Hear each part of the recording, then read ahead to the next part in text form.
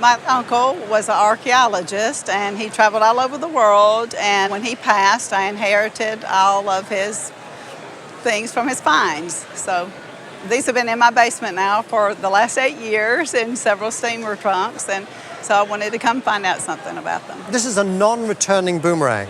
Not all boomerangs return. This is really a throwing stick, and they would go after birds or small animals and then try and retrieve it afterwards. This is from Central Australia.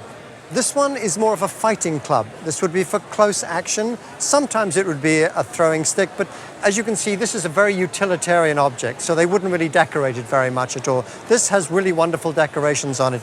And this is from New South Wales in Australia. It's called a Lil-Lil.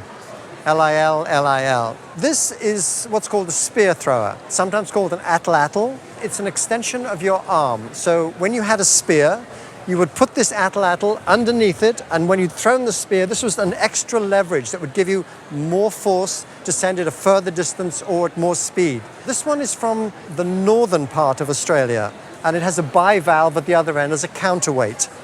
These are commonly called Khadija shoes, known by the Aboriginals as interlinear shoes. And Khadija shoes are made of emu feathers and some blood and a netting. And these are worn by really the ritual executioners in Aboriginal society. The Aboriginals don't really believe in a natural death. They believe it's been caused by some sort of spirit or something like that. And quite often when somebody died, so their last breath, they would either name the person, and it's sort of a revenge thing in some ways, who caused it. If they don't say anything and they suspect that someone has caused it, they will call for the Khadija. Sometimes it can take years, and they would seek out the person. On the journey to find this person, they would wear these shoes, but before they did it, they'd undergo a rather painful ritual, and they would get a heated stone and they'd put it against the joint of the little toe and they would dislocate it. When they found the person, they would then have this, what we commonly call a pointing bone. But with the Aborigines, it's called a kundela. It can be made out of a human shin bone or an emu bird bone or something like that.